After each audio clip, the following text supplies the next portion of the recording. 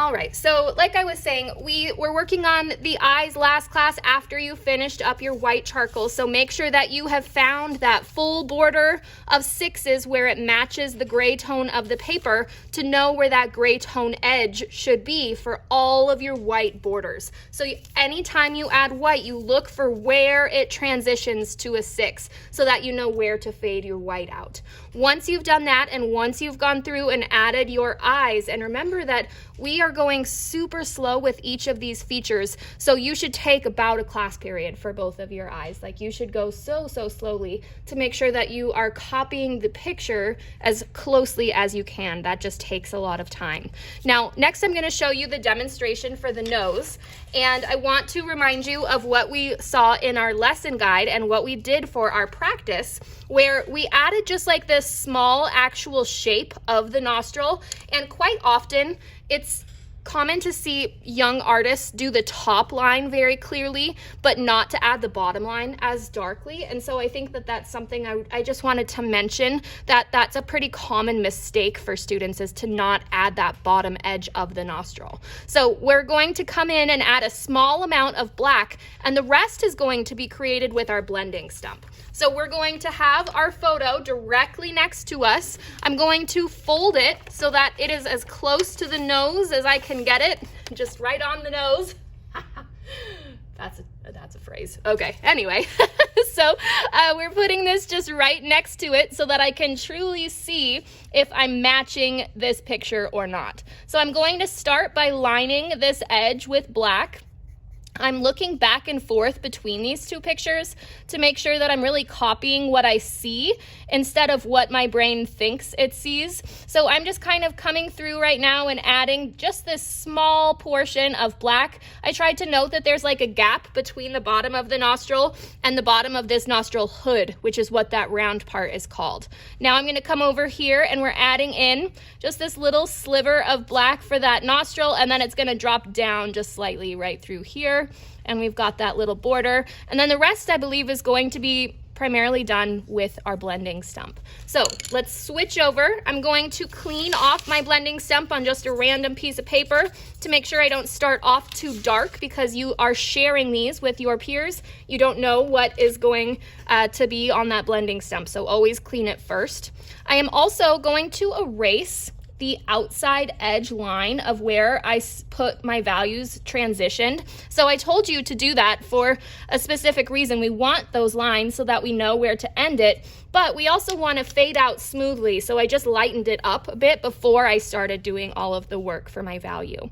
Now, something else that you should remember is that as you're working, because we already have a lot of work done on your eyes, use a piece of scrap paper to cover up any parts that you're worried that you might accidentally smudge. So as you move forward, once you are past the eye step, you need to have a piece of printer paper under your hand so you're not smudging what you've done. Now here we go for the nose. We're going to take that black, and I'm really going to try to pay attention to like the amount that I actually have fading out on this photo. So I'm just looking back and forth between this picture to match just this part, and I'm focused on just one part at a time. So I'm working on this edge. I think I could come in here and make this nostril just a little bit darker with this gray from my blending stump. So I'm bringing some of that up and around. It is a little bit darker, like starting from the top of this nostril and then kind of coming up. So we've got just like a little bit of darkness through here. We've got like a little indent at the bottom of his nose right here, which I'm just making with my blending stump. And then I'm going to come up over here and just kind of fade that out. But remember, anytime we fade and we have black and white next to each other, I highly recommend either really focusing on like leaving that gap, or you can take your erasing tool and just kind of remove a little bit of both of them in between so that you end up with that gray tone of your paper in between your black and your white. And I do that whenever they butt up against each other, and then I'll just like run a finger across it to kind of smooth it out to help that transition be a little bit more natural. Now, as you're building your nose values, you're going to probably need to come back in once in a while to brighten some of these spaces. Remember that anytime you blend, it takes away from both solid white white and solid black. So I'm just kind of coming in here and reapplying some of this white where it kind of disappeared a little bit. And I think I could maybe even add a touch of white like down here for that highlight. Now I'm going to continue working my way towards the right of this nose because I am right-handed. So I'm going to probably add just like a little bit more black underneath this space. I think it could be a little bit stronger.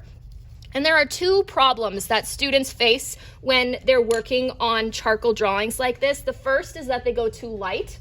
The second is that it's not crisp enough. So you want to make sure that you have solid black and that you have crisp lines where you see them, because those are the two main mistakes that students make, is they don't go dark enough and it's too blurry, like they aren't crisping up their spaces around.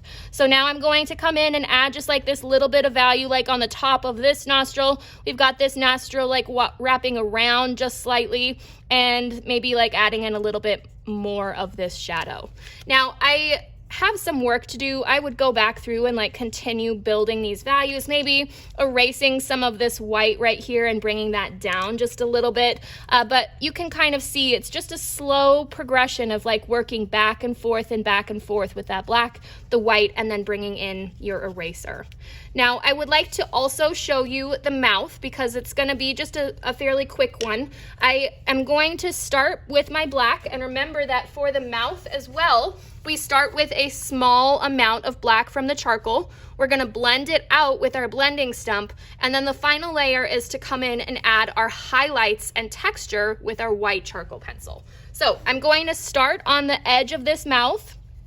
And I'm really trying to like pay attention to the angle, because so often people think mouths are straight across, but that is not necessarily true. In fact, rarely is it true. So we've got this kind of like upturn at the end. See how it's kind of like a flat line going down, and then it kind of like bounces up around this lip, kind of dips down, and then there's like a little bit of a gap like right here in the middle of his lip. That top lip right here has that gap, and then this line just curves up just ever so slightly, and there's that mouth line in between. And so we've got some variation here to just kind of show the differences in like the open spots of his mouth. So now I'm going to come in and add just a little bit of black value. So I'm like fading this out as a small value scale. I'm going to do the same on this top lip, because the top lip is usually quite a lot darker than the bottom lip just because of the angle of it and the shadow that's cast. Now I'm going to clean off my blending stump. I'm going to come in on this top lip, adding in that gray tone, and we're going to help it to transition as we get closer to this side. And we want to start getting lighter and lighter, and then we're going to fade, and it's just about white like on this side. So I'm going to kind of stop blending. Then I'm going to smooth out this line for my mouth, just kind of blending that out so I don't have any crispy bits. I'm going to fade out the value that I brought in right here. I'm going to come around this space and start adding the value that's like this gray tone right through here. And then the rest kind of fades out.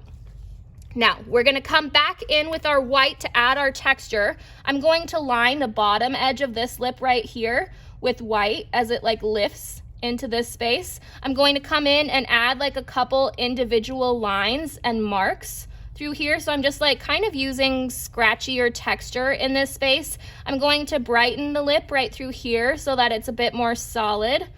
And then down here, it is quite bright. So I'm going to make this like super, super bright through this bottom lip.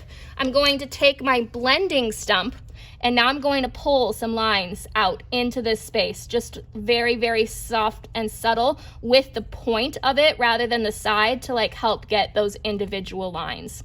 And then I'm just like adding in some of these individual textures. And one interesting thing is that quite often when you see a dark line, there's going to be a light line right up against it. So in these spaces where I drew these black lines, I'm like bringing the white up into that space as well. Now I'm going to come through this area, and I'm adding just a couple subtle little like highlight lines in between that space. So I've just added a couple little lines, and we're just bringing some of that texture. And the final step is to add just like a couple little dots of texture for those highlights on the lips. And then of course we still have our hair, we still have the face shading, which I will show you guys next class. But the one part that I really don't want you to even attempt yet is the hair. The hair is usually the very last part, unless your clothing is like solid black, and then that will be the last part. So we're primarily working on faces. If you do have some like dark values in your clothing, maybe hold off on that until the end so you don't smudge it too much. Okay, so I would like to just talk you through that schedule.